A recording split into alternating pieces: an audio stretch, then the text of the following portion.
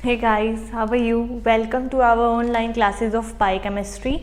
आज हम हमारा मॉलिक्यूलर स्पेक्ट्रोस्कोपी का न्यू टॉपिक स्टार्ट करेंगे, रोटेशनल वाइब्रेशनल स्पेक्ट्रोस्कोपी। देखो, हमने रोटेशनल स्पेक्ट्रोस्कोपी और वाइब्रेशनल स्पेक्ट्रोस्कोपी अलग अलग पढ़ी है, ठीक है। लेकिन मैंने आपको बताया था कि जो लेवल्स होते हैं वो ट्रांसलेशनल लेवल्स के बीच में होते हैं वाइब्रेशनल लेवल, और उनके बीच में होते हैं रोटेशनल लेवल, ठीक है। ट्रांसलेशनल लेवल, अगर ये ट्रांसलेशनल है, इसके बीच में हो रही है वाइब्रेशनल लेवल, और ये है रोटेशनल लेवल। तो वाइब्रेशन के साथ साथ ज़रूरी नहीं है कि हमेशा वाइब्रेशन और रोटेशन अलग अलग हो। प्रैक्टिकली तो हमें वाइब्रेशन और रोटेशन इकट्ठे ही मिलते हैं। अगर वाइब्रेशन हो रही है तो रोटेशन भी होएगी। देखो, जैसे अगर ये वाइब्रेशनल लेवल है, ठीक है, तो इसी में रोटेशनल लेवल प्रेजेंट है, जिसको जे से हम रिप्रेजेंट करते हैं, और वाइब्रेशनल लेवल को एन से रिप्रेजेंट करते हैं। यहाँ पे भी दूसरे रोटेशनल लेवल प्रेजेंट हैं, इनको जे डैश मान लेते हैं, ठीक है, J1 डैश J2 डैश। तो अगर एक वाइब्रेशन से दूसरी वाइब्रेशन में जा रहा है, लेकिन हो सकता है कि इसमें रोटेशन भी तो प्रेजेंट है ना, कि एक जे लेवल से दूसरे जे लेवल पे जा रहा है, ठीक है। तो आज हमें रोटेशनल और वाइब्रेशनल इकट्ठे पढ़ना है, ठीक है। फिर इसमें रमन भी आता है, वो हम नेक्स्ट पे पढ़ेंगे, लेकिन आज रोटेशनल वाइब्रेशनल स्पेक्ट्रोस्कोपी। हो सकता है आज वाला लेक्चर थोड़ा लंबा हो, लेकिन काफ़ी इंटरेस्टिंग है, तो आप अच्छे से सुनिएगा और नोट भी करिए, ठीक है। तो अब हम स्टार्ट करते हैं। तो ये जो इसको रोटेशनल वाइब्रेशनल स्पेक्ट्रोस्कोपी है, इसको हम रो वाइब्रेशनल स्पेक्ट्रोस्कोपी भी बोलते हैं, रो वाइब्रेशनल स्पेक्ट्रोस्कोपी, ठीक है। तो इसमें देखो कितने केस पढ़ सकते हैं। हमने पढ़ा था वाइब्रेशन जो होती है या फिर रोटेशन जो होती है वो दो टाइप की होती है, एक रिजिड रोटर वाली और एक नॉन रिजिड रोटर वाली, ठीक है, नॉन रिजिड रोटर। और जो वाइब्रेशन होती है वो भी दो टाइप की, हमने आइडियल केस पढ़ा था, हार्मोनिक ऑसिलेटर वाला, सिंपल हार्मोनिक ऑसिलेटर, और एन हार्मोनिक ऑसिलेटर वाला, ठीक है। तो अब हमें इनको कंबाइन करके पढ़ना है। तो चार केस बनेंगे। एक बार इसको इससे कंबाइन करेंगे आइडियल केस में, इसको इससे भी कंबाइन कर सकते हैं, ठीक है, इसको इससे और इन दोनों को। तो चार केस बनेंगे। हम बना लेते हैं केस फर्स्ट। जो आइडियल केस है, क्या बनेगा, rigid rotor plus simple harmonic oscillator. इसमें क्या होगा, रिजिड रोटर का फॉर्मूला हमें पता है, पहले हम वाइब्रेशन वाला लिख लेते हैं। मैं आपको बताऊंगी क्यों, क्योंकि जो वाइब्रेशनल एनर्जी लेवल्स है ना, उनका कंट्रीब्यूशन रोटेशनल लेवल के कंपैरिजन में बहुत ज़्यादा होता है, इसलिए हम पहले वाइब्रेशन वाला लिख लेते हैं। वैसे कोई भी लिख सकते हैं, ठीक है। तो जो वाइब्रेशनल वाला एनर्जी लेवल था सिंपल वाला, उसका फॉर्मूला था n+12 h new, simple harmonic oscillator का, ठीक है। और rigid rotor plus b j into J+1। तो एक ये लेवल पॉसिबल है। सेकंड केस क्या है कि हम ले लें रोटर, तो रिजिड ले लें, और ये एन हार्मोनिक ऑसिलेटर ले लें, प्लस एन हार्मोनिक ऑसिलेटर। तो एन हार्मोनिक ऑसिलेटर की एनर्जी क्या थी, n+12 का half h new minus n+12 का square h nu x e anharmonic से कांस्टेंट था, प्लस रिजिड रोटर प्लस क्या हो जाएगी, बी जे इंटू J+1, ठीक है। अब केस थ्री में क्या होगा कि हमें लेना है, ये हमने रिजिड वाला लिया है, अब हम ये तो नॉन रिजिड ले लें और ये सिंपल हार्मोनिक ऑसिलेटर ले लें। देखो, non rigid rotor plus simple harmonic oscillator. पहले हम सिंपल वाला नहीं लेते, पहले हम एन हार्मोनिक वाला ले लेते हैं। अभी बताती हूँ क्यों। फोर्थ केस में ले लेंगे हम। देखो, नॉन एन हार्मोनिक ऑसिलेटर की एनर्जी क्या हो जाएगी, n+12 h new minus n+12 का square h new xe plus non rigid rotor यानी कि b j into J+1 minus d j square J+1 का होल स्क्वायर। यही थी इसकी एनर्जी, ठीक है। तो इसमें जो d है, यहाँ पे जो d है रोटेशनल एन हार्मोनिसिटी कांस्टेंट जो है एक्स ही था, एन हार्मोनिसिटी कांस्टेंट। ये रोटेशनल में जो नॉन रिजिडिटी आती है ड्यू टू डी, ठीक है, जो डी है कांस्टेंट है वो वेरी वेरी लेस होता है देन एक्स ई से। इस एन हार्मोनिसिटी से डी काफ़ी कम है, तो अगर डी कम है तो हम ये वाली टर्म नेग्लेक्ट कर सकते हैं, तो इस टर्म को नेग्लेक्ट कर देंगे। तो ये कौन सा केस बन जाएगा? सेकेंड वाला ही केस बन जाएगा। तो मतलब ये दोनों केस सेम ही है, ठीक है। अब हम लेते हैं केस 4। केस 4 में क्या लेते हैं? Non rigid plus simple harmonic oscillator. इसमें क्या होगा?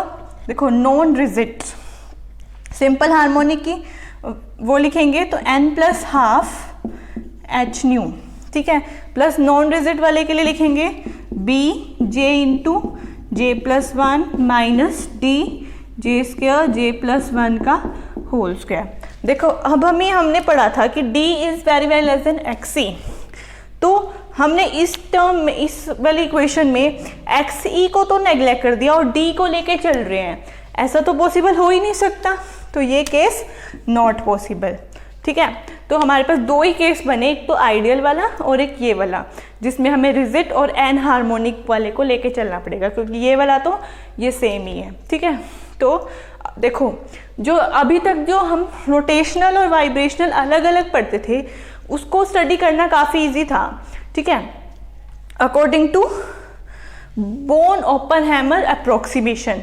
उन्होंने कहा था कि मतलब इनको सेपरेट पढ़ना इजी है, ठीक है।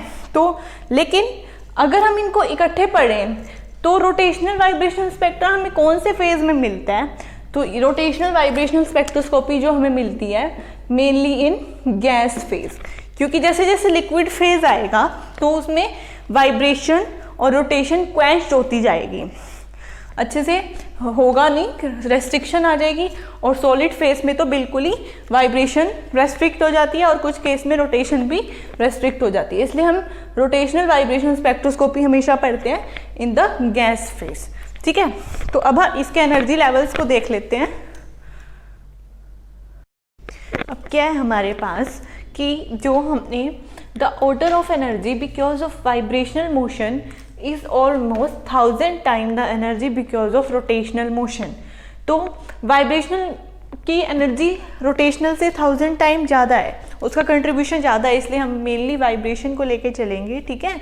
और इन रोटेशनल मोशन क्या होता है कि B is very very greater than D in rotational motion, so we may neglect the term D। So energy terms क्या बन जाएगी रोटेशनल वाइब्रेशनल स्पेक्ट्रोस्कोपी की? एनर्जी जो हमारे पास वाइब्रेशनल लेवल है उनके लिए हम n मान के चलेंगे और जो रोटेशनल लेवल है उनके लिए j मान के चलेंगे, ठीक है। तो n plus half H nu minus n plus half का स्क्वेयर एच न्यू एक्स ई, ये तो हो गया n हार्मोनिक वाला, plus b j into J plus 1। D वाली टर्म हमने नेग्लेक्ट कर दी क्योंकि वेरी स्मॉल है, ठीक है। तो हम यही वाला पूरे में यही वाला एक्सप्रेशन लेके चलेंगे। तो देखो, हम मान लेते हैं कि जो हमारे पास वाइब्रेशन हो रही है वो n इक्वल टू कहाँ से हो रही है? 0 टू n इक्वल टू 1 में, ठीक है।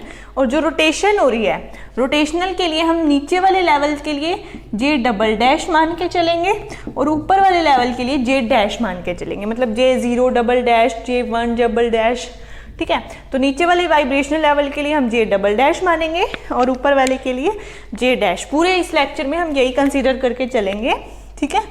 तो अब हम एनर्जी लिखते हैं फॉर द जो सबसे ग्राउंड स्टेट वाला लेवल है, मतलब n की वैल्यू 0 और j के लिए हमें क्या लिखना है यहाँ पे? Double dash. तो यहाँ पे पुट करो, n की वैल्यू 0 पुट करेंगे तो half H nu minus 1/4 h nu x ई प्लस b। देखो, अब इसमें भी b को भी हम डिफरेंट लेके चल रहे हैं, b डबल डैश, ठीक है। मैं भी बताती हूँ कब डिफरेंट लेना है, कब सेम लेना है। और j क्या लेना है? j डबल डैश, नीचे वाले लेवल के लिए j डबल डैश प्लस 1, ठीक है। फिर फर्स्ट वाइब्रेशनल एनर्जी लेवल के लिए अगर हम एनर्जी लिखें तो E n की वैल्यू 1 और j डैश लेंगे, ठीक है। तो 1 पुट करेंगे तो क्या होगा? 3/2 h nu minus 9/4 h nu x ई प्लस बी डैश, बी भी डिफरेंट लिया हमने, और जे डैश प्लस 1। देखो यहाँ पे हमने बी डिफरेंट लेके चले हैं दोनों वाइब्रेशनल लेवल के लिए। रोटेशनल कांस्टेंट जो हमने लिए हैं वो दोनों डिफरेंट लिए हैं। देखो ये डिफरेंट कब लेने हैं, जब हम ये कंसीडर करें कि rotation vibration coupling taken into account. अगर हम रोटेशन वाइब्रेशन कपलिंग को कंसीडर कर रहे हैं कि रोटेशन वाइब्रेशन के साथ रोटेशन भी हो रही है, तो हमें इन दोनों को डिफरेंट लेके चलना है, क्योंकि मैंने आपको बताया था जैसे जैसे हम ऊपर वाले लेवल्स पे जाते हैं आर इंटरन्यूक्लियर डिस्टेंस इंक्रीज होता है और आर इन्वर्सली प्रोपोर्शनल होता है बी के, तो बी डिक्रीज होगा, इसलिए हमें अलग लेके चलना पड़ेगा। लेकिन वो कब लेके चलना है, if we consider rotation vibration coupling, okay. लेकिन अगर हम कंसीडर नहीं करते तो हमें बी सेम लेना है। If rotation vibration coupling is neglected, if rotation vibration coupling हम नेग्लेक्ट कर दें तो एनर्जी लेवल्स क्या बनेंगे, ई यही लिखना है same, 0 J double dash equal to 1/2 h nu minus 1/4 h nu x c plus B, यहाँ पे हम बी लेंगे जे डबल डैश प्लस 1, ठीक है। और ई 1 जे डैश कैसे लिखेंगे, 3/2 h nu minus 9/4 h nu x c plus B J dash plus 1। जब हमें नेग्लेक्ट करके चले हैं तो हमें रोटेशनल कांस्टेंट सेम लेना है, ठीक है। तो हम इन दोनों के लिए ट्रांजिशंस लेवल निकालेंगे अभी, ठीक है। ये थे हमारे एनर्जी लेवल्स, ये हम कैसे लिखेंगे, अभी हम ट्रांजिशंस भी करेंगे। पहले हम देख लेते हैं कि relation between BE and BN, मतलब rotational constant corresponding to equilibrium position and rotational constant corresponding to nth state. देखो ये न्यूमेरिकल में फॉर्मूला यूज होगा, relation between BE and BN। BE क्या है, rotational constant corresponding to equilibrium position. देखो ऐसे graph आया था, ठीक है। तो इसमें हमने रोटेशनल कांस्टेंट ऊपर जाते जाते डिक्रीज होता जाता है, तो हम इसको मान लेते हैं B0, B1, B2, B3। और यहाँ पे जो रोटेशनल कांस्टेंट है इसको BE मान लेते हैं, इक्विलिब्रियम पोजीशन, और जो R होगा उसको RE मान लेंगे, कॉरेस्पॉन्डिंग टू इक्विलिब्रियम पोजीशन, ठीक है। तो BE और BN के बीच में क्या रिलेशन है, तो देखो रिलेशन है हमारे पास BN equal to BE minus N plus half alpha. Alpha क्या है यहाँ पे, रोटेशन वाइब्रेशनल कपलिंग, ठीक है। जैसे अगर हमें B0 निकालना है, उसका B0 का BE से क्या रिलेशन है, तो यहाँ पुट कर देंगे BE माइनस 0 पुट करेंगे हाफ अल्फा, ठीक है। ऐसे B1 भी निकाल सकते हैं, BE माइनस 3/2 अल्फा, ठीक है। बस इस रिलेशन का जो है ना न्यूमेरिकल्स में यूज होगा, इसलिए मैंने यहाँ पे बता दिया, ठीक है। अब हम देखते हैं PQR branch in rotational vibrational spectroscopy. तो अब हमें पढ़नी है PQR branch in rotational vibrational spectroscopy. हमें 3 टाइप की लाइंस मिलेंगी PQR, ठीक है। सबसे पहले हम देखते हैं in pure rotational spectra only transitions occur corresponding to rotational energy levels. हमने प्योर रोटेशनल वाला पढ़ा था, उसमें वाइब्रेशन ट्रांजिशंस नहीं हो रही थी। लेकिन रो वाइब्रेशनल स्पेक्ट्रोस्कोपी में मैंने अभी बताया कि रोटेशनल एनर्जी लेवल के साथ साथ वाइब्रेशनल लेवल भी चेंज होगा, ठीक है। अब जो इसमें लाइंस मिलेंगी हमें, देखो हमने नीचे वाला लेवल मान लिया, वाइब्रेशनल जो लेवल है इसमें हमने n इक्वल टू 0 मान लिया, और इसमें बहुत सारे J लेवल्स प्रेजेंट हैं। एक वाइब्रेशन में बहुत सारे रोटेशन प्रेजेंट होते हैं, ठीक है। तो हमने ये वाला एक लेवल मान लिया n इक्वल टू 0 वाला, और एक n इक्वल टू 1 वाला लेवल मान लिया। n इक्वल टू 1 वाइब्रेशन में, ठीक है। अब इसमें जो j है हम इसको j डबल डैश मान के चलेंगे। j डबल डैश 0, यहाँ पे 1, j डबल डैश 2, 3, 4, यहाँ पे भी j डैश मान के चलेंगे, ये 0, 1, 2, 3, 4 एंड सो ऑन, ठीक है। तो इसमें जो सिलेक्शन रूल होता है, देखो हमने रोटेशनल एनर्जी लेवल्स तो इतने सारे लिए हैं, लेकिन वाइब्रेशन वाले सिर्फ 2 ही लिए हैं, 0 to 1। तो मैंने आपको बताया था कि इन वाइब्रेशनल स्पेक्ट्रोस्कोपी जो मोस्ट ऑफ द पॉपुलेशन है वो लाई करती है इन द ग्राउंड स्टेट, ठीक है। तो ग्राउंड स्टेट में लाई कर रही है तो ट्रांजिशन 0 to 1 वाली ही होगी, इसलिए मोस्ट जो इंटेंस बैंड आता है इन वाइब्रेशन स्पेक्ट्रोस्कोपी वो 0 to 1 वाला ही आता है, इसलिए हमने ये 0 to 1 ट्रांजिशन लिया, जिसको हम फंडामेंटल ट्रांजिशन भी बोलते हैं। मैंने आपको वाइब्रेशन में बताया था, ठीक है। तो यहाँ पे हमें डेल्टा एन की वैल्यू तो 1 ही लेके चलनी है, +1, मतलब 0 से 1 तक ट्रांजिशन होगी, ठीक है। अब जो डेल्टा जे है वो 3 हो सकते हैं, हो सकता है डेल्टा जे 0 हो, ठीक है, डेल्टा एन, ये n इक्वल टू 0 वाला लेवल है, डेल्टा n +1 तो हो, लेकिन डेल्टा जे भी +1 हो, ठीक है। 3 हो सकते हैं, मैंने अभी आपको बताया। इसी को एक्सटेंड कर देते हैं आगे।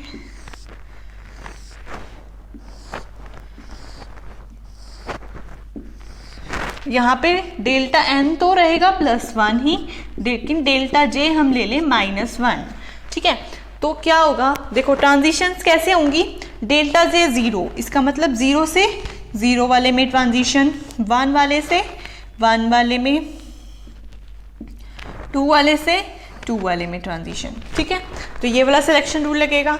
अगर डेल्टा n +1 और डेल्टा j भी +1 है, देखो डेल्टा j +1 कब होगा, जब 0 से 1 में ट्रांजिशन होगी, क्योंकि हम कैसे निकालते हैं, हम निकालते हैं 0 से 1 में हो, upper level minus lower level, तो 1 - 0 करोगे तो +1 ही आ जाएगा। जैसे 1 से 2 में हो ट्रांजिशन तो 2 - 1 +1 ही आ जाएगा। 2 से 3 में हो ट्रांजिशन, ठीक है। तो ये हो गया हमारे पास delta n +1 and delta j +1। लेकिन जब डेल्टा j -1 होगा तो ट्रांजिशन क्या होगी, जैसे 1 से हो 0 में, तो अपर माइनस लोअर करते हैं, तो 0 - 1 करेंगे तो -1 आ जाएगा, ठीक है। 2 से हो 3 में, सॉरी 2 से हो 1 में, तभी -1 आएगा, ठीक है। 3 से हो 2 में, तो ये वाली ट्रांजिशंस पॉसिबल है। तो delta n +1 and delta j 0 वाले बैंड को हम बोलते हैं क्यू बैंड, ठीक है। इस वाले को बोलेंगे हम क्यू बैंड, या फिर इसका एक और नाम है बैंड ओरिजन, ये जो हमें बीच में मिलता है बैंड ओरिजन, ठीक है। और बैंड, देखो बैंड ओरिजन हमें जो क्यू बैंड है वो हमें कब मिला, जब डेल्टा n की वैल्यू +1 और डेल्टा j 0 हो तो हमें मिलेगा क्यू बैंड, ठीक है, जिसको हम बैंड ओरिजन भी बोलते हैं। और क्यू बैंड के दोनों तरफ हमें लाइंस मिलेंगी, ठीक है।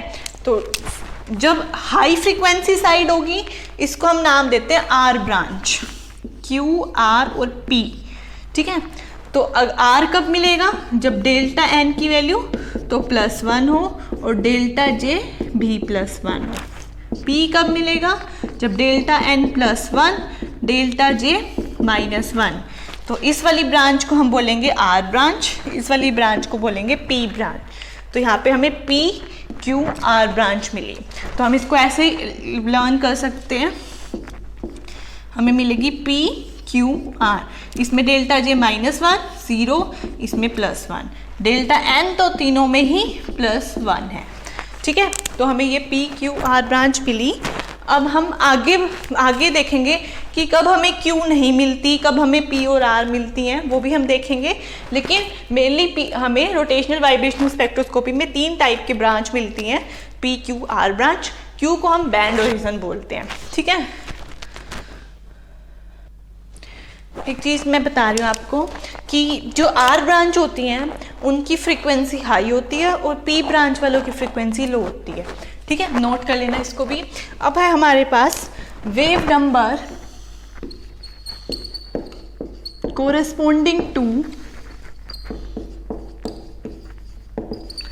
transitions that leads to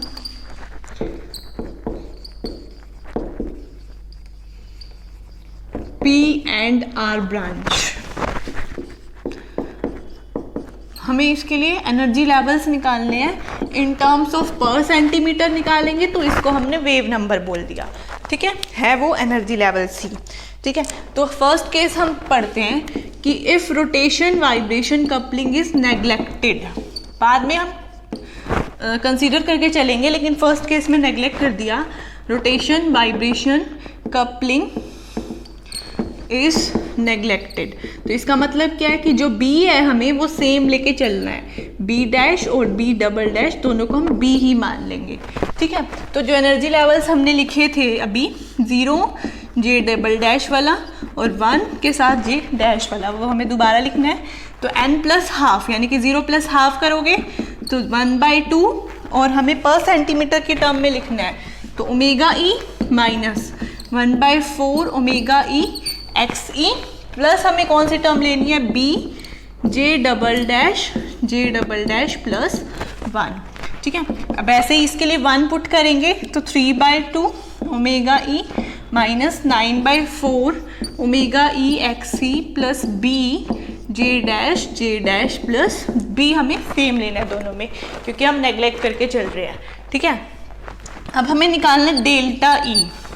तो क्या करेंगे, अपर माइनस लोअर, यानी कि E1 J dash minus E0 J double dash. तो इसको माइनस करेंगे तो डायरेक्ट ही कर दे, 3/2 माइनस 1/2 यानी कि ओमेगा E माइनस 8/4 यानी कि 2 ओमेगा E एक्स ई plus B J dash plus 1, इसमें से माइनस करेंगे minus B J double dash plus 1। ठीक है, तो ये हमारे पास आया डेल्टा E। ये जो ओमेगा E माइनस 2 ओमेगा ही, आपको लास्ट लेक्चर वाइब्रेशनल स्पेक्ट्रा से याद हो तो ये फंडामेंटल ट्रांजिशन होती थी 0 से 1 वाली। ठीक है, तो हम इसको बोल देते हैं यहाँ पे न्यू नॉट, यानी कि यहाँ पे हमें बैंड मिलेगा, बैंड ओरिजिन मिलेगा, इसलिए हम इसको न्यू नॉट बोल देते हैं, बैंड ओरिजिन। ठीक है, तो हम Q ब्रांच के लिए निकाल रहे हैं पहले। तो Q में क्या होता है, डेल्टा J इक्वल टू 0। तो यहाँ पे डेल्टा J 0 का मतलब क्या है, J dash minus J double dash equal to 0, J dash equal to J double dash. तो यहाँ पुट करेंगे तो क्या होगा, delta E is equals to, इस पूरे को लिखने की बजाय हम न्यू नॉट भी लिख सकते हैं, एक ही बात है, चाहिए लिखो। तो nu naught plus B J dash को J डबल डैश लिख सकते हैं minus B J double dash की सेम ही है, तो ये तो कैंसिल हो गए।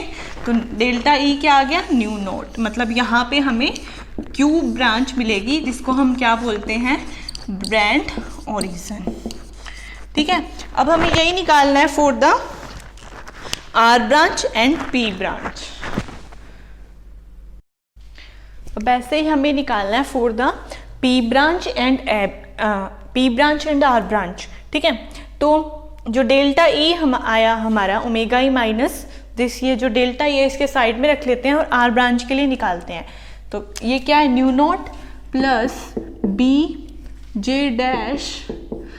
Dash plus 1 minus B J double dash plus 1। ठीक है, अब ये Q वाला हम रब कर देते हैं, हम निकालते हैं फॉर द R ब्रांच। तो देखो फॉर R ब्रांच, ठीक है, डेल्टा J क्या होता है, plus 1, that is J dash minus J double dash equal two plus 1। तो हम J डैश की जगह क्या रख सकते हैं, J डबल डैश प्लस 1।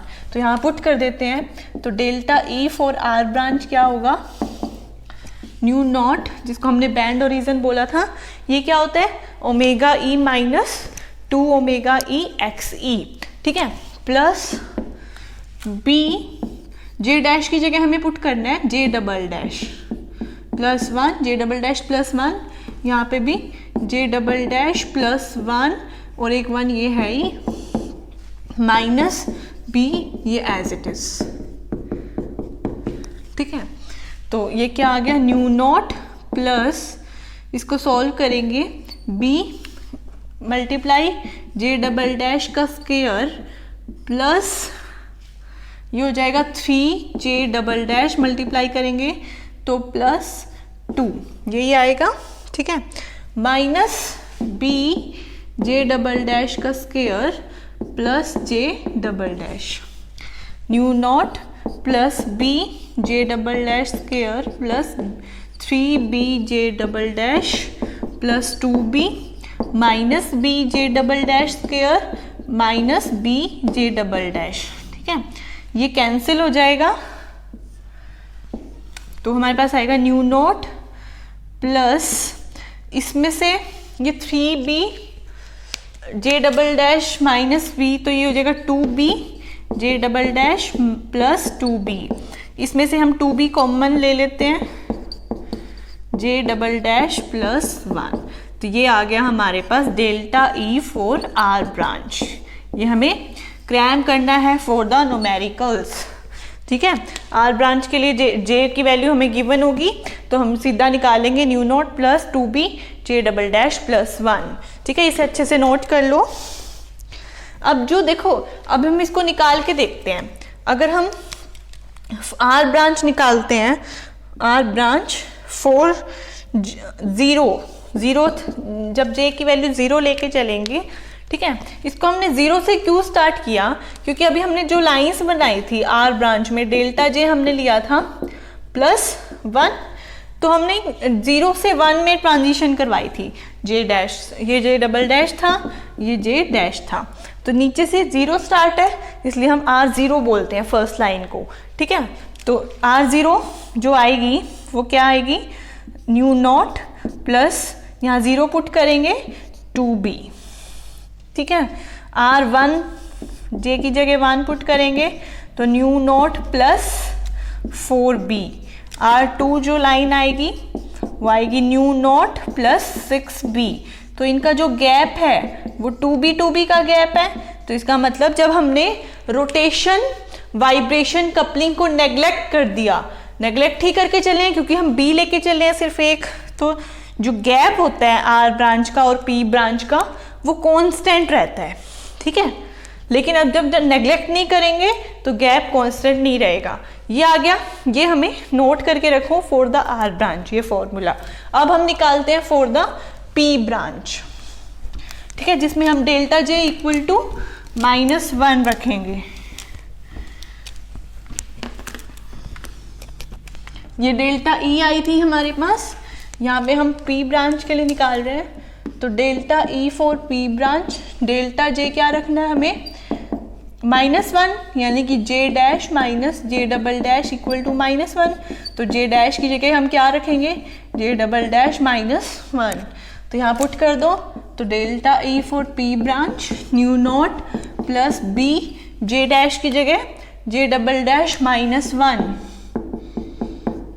यहाँ पुट करेंगे J double dash -1 + 1 cancel, minus B ये एज इट इज, इसको सोल्व कर लो, तो nu naught plus B J double dash square minus J double dash minus B J double dash square plus J double dash, nu naught plus B J double dash square minus B J double dash minus B J double dash square minus B J double dash, ये तो cancel, तो nu not, इसमें से अगर हम new naught minus 2b जे double dash, तो ये हमारे पास डेल्टा ई आ गया फॉर द पी ब्रांच। इसे भी हमें क्रैम करना है। देखो आर ब्रांच के लिए क्या आया था, न्यू नॉट प्लस 2b जे डबल डैश प्लस 1, यह आया था for the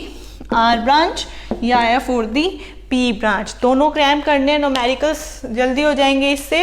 new naught minus 2b J double dash, nu naught plus 2b J double dash plus 1, दोनों जे डबल डैश की टर्म में लिए हैं हमने। जो नीचे वाला लेवल है, ये याद रखना, नीचे वाले लेवल की टर्म्स में लिए हैं हमने ये लेवल्स, ठीक है। तो जो इसमें भी हम निकालते हैं लाइंस। तो सबसे पहले जो P होती है, R को हमने 0 से स्टार्ट किया था, R0, R1, R2, लेकिन जो P लाइन है, देखो हम ये स्पेक्ट्रा बनाते हैं, इसमें J dash 0 1 2, J double dash 0 1 2, तो हमें जो P लाइन चाहिए इसमें डेल्टा J -1 होता है, तो यानी कि 1 से 0 में ट्रांजिशन होगी, 0 से 1 में तो +1 हो जाएगा, ठीक है। तो इसलिए जो हम लाइंस हैं वो 1 से स्टार्ट हो रही हैं, इसलिए हम P 1 से लिखते हैं, 0 से नहीं लिखते। R 0 से स्टार्ट होती है, P 1 से, ठीक है। तो P 1 लिखेंगे हम यहाँ पे, न्यू नॉट माइनस यहाँ 1 पुट करेंगे माइनस 2b, P 2 लिखेंगे तो nu naught minus 4b, P 3 line equal to nu naught minus 6b, तो इसमें भी 2b का गैप है जो कि कांस्टेंट है। तो जो हमें ग्राफ मिलेगा PQR टाइप का, वो इस टाइप का मिलता है रोटेशनल वाइब्रेशनल स्पेक्ट्रोस्कोपी में। बीच में बैंड और रीजन, ठीक है, और दोनों साइड हमें विंग टाइप ग्राफ मिलता है, ठीक है। और जो इनका जो गैप है ये है बैंड और रीजन, जिसको हमने न्यू नॉट बोला, ठीक है। और इस साइड हमें R लाइंस मिलेंगी, R0, R1, R2, R3, क्योंकि हमें पता है जो रोटेशनल में हमने ग्राफ बनाया था वो इसी टाइप का था, हमें मैक्सिमम J मैक्स यहाँ पे कहीं मिला था। ऐसे ही इसमें भी आएगा, इसमें P1 से स्टार्ट होती है, P1, P2, P3 and so on, और इनका जो गैप है वो कांस्टेंट है सबका, 2b का, ठीक है। ये कब आया graph? When rotation vibration coupling neglected, जब हमने B' को B मान के चला है, रोटेशन वाइब्रेशन कपलिंग को नेग्लेक्ट करके चला है, ठीक है। अब हम ये जो एक यहाँ पे हमें कहीं R मैक्सिमा मिलेगा, यहाँ पे हमें P मैक्सिमा मिलेगा, ठीक है, जहाँ पे पॉपुलेशन मैक्सिमम है। तो अब इन R मैक्सिमा और P मैक्सिमा का गैप कैसे निकालते हैं, ठीक है, वो भी गैप हम इजीली निकाल सकते हैं, तो उसी को देखते हैं।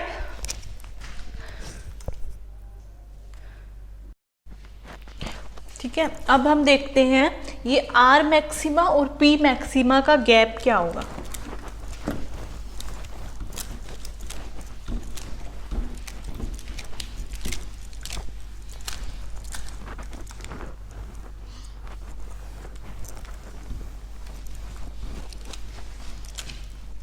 अगर हमने R मैक्सिमा और P मैक्सिमा का गैप निकाल लिया तो उससे हम रोटेशनल कांस्टेंट भी निकाल सकते हैं, ठीक है। तो गैप बिटवीन मतलब R maximum minus P maximum ये हमें निकालना है। तो इसके लिए हमें जो R वाले लेवल्स थे, जो हमारे पास फॉर्मूला आया है वो क्या आया है, न्यू नॉट प्लस 2b जे डबल डैश प्लस 1, और P वाला जो फॉर्मूला है वो न्यू नॉट माइनस 2b जे डबल डैश, ठीक है, ये याद होने चाहिए। तो यहाँ पे पुट करते हैं हम R की जगह new naught plus 2b, new naught plus 2b जे डबल डैश मैक्सिमम वाला लिखना है अब हमें यहाँ पे प्लस 1 माइनस P वाला पुट करेंगे तो न्यू नॉट माइनस 2b जे डबल डैश मैक्सिमम वाला, ठीक है। तो न्यू नॉट प्लस 2b जे double dash maximum plus 2b minus new naught plus 2b जे डबल डैश मैक्सिमम।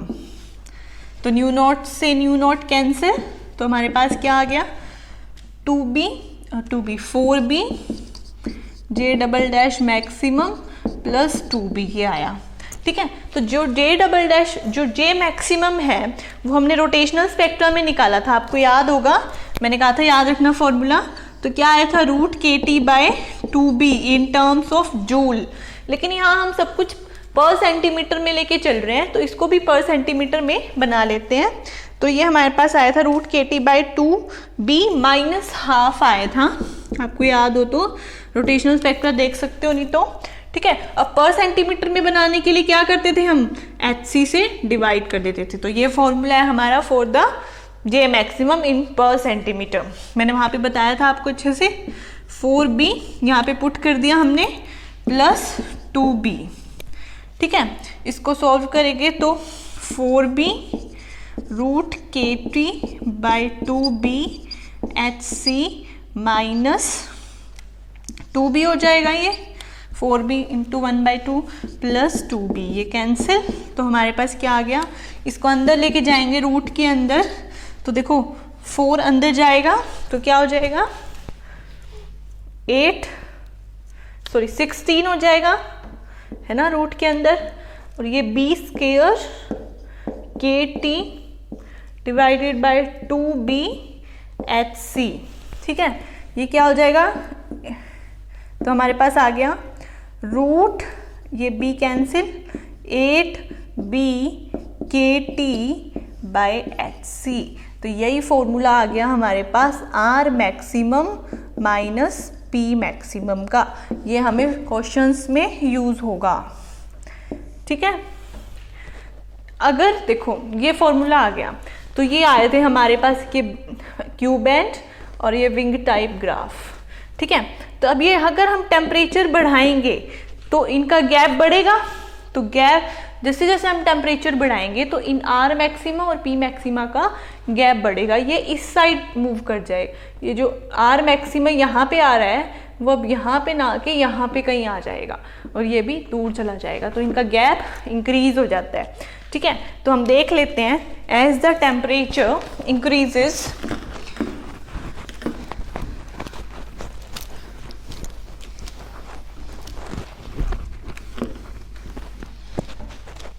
तो as the temperature increases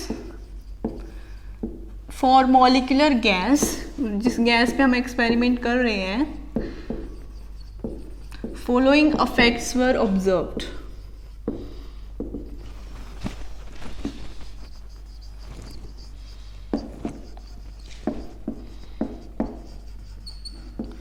first क्या है कि जो गैप है वो इंक्रीज हो जाता है, मतलब जो बैंड है जो पहले इस टाइप के आ रहे थे अब वो कैसे आएंगे, टेम्परेचर बढ़ाने से इस साइड शिफ्ट हो जाएंगे। तो मतलब as the temperature increases band shift extend on both sides, ठीक है। जैसे ही टेम्परेचर बढ़ाया हमने तो इनके बीच का गैप इंक्रीज हो जाएगा, ठीक है। और जो लाइंस हैं इनके बीच में जो R और P वाली लाइंस आ रही हैं वो भी ज़्यादा आएंगी, तो more lines in each branch appear, in each branch appear, ठीक है। सेकेंड इफेक्ट ये है इसमें। थर्ड क्या है कि intensity maxima in both branch move further, ये इधर चला गया ये इधर चला गया, तो इंटेंसिटी मैक्सिमा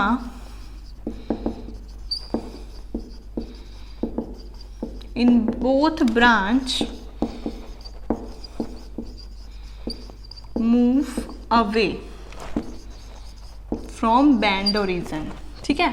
फोर्थ इफेक्ट क्या है, height of the intensity band decreases. देखो यहाँ अभी यहाँ पे आ रहा था, ये आगे तो चला जाता है लेकिन जो हाइट है वो भी डिक्रीज कर जाती है इसकी। तो फोर्थ इफेक्ट क्या है, height of the intensity maxima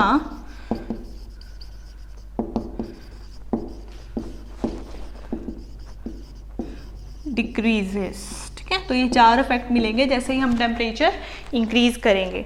तो ये हमने आज देखा, जब हम वाइब्रेशन रोटेशन कपलिंग को नेग्लेक्ट करके चले हैं तो हमें कौन कौन से PQR लाइंस मिली है और उनका जो गैप है वो कांस्टेंट 2b मिला है, ठीक है। कल मतलब नेक्स्ट लेक्चर में हम क्या देखेंगे कि अगर हम रोटेशन वाइब्रेशन कपलिंग को नेग्लेक्ट नहीं करते तो कितना गैप आता है और कि क्या ट्रांजिशंस होती हैं, और फिर हमें कुछ पॉलीएटॉमिक, लीनियर पॉलीएटॉमिक के लिए सिलेक्शन रूल भी देखना है, वो हम नेक्स्ट लेक्चर में देखेंगे। ठीक है, और आप आज वाला लेक्चर आपको कैसा लगा वो कमेंट बॉक्स में पक्का बताइएगा। And thanks for watching.